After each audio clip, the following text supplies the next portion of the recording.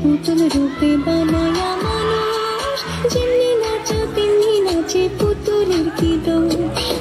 যেমনি নাচা তেমনি নাচি, যেমনি নাচা তেমনি নাচি।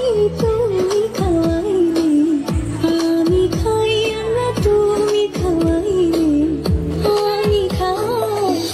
যে দুনিয়া কিসের লাদিনা, এত যত্নে দাঁড়াই আছেন যে দুনিয়া।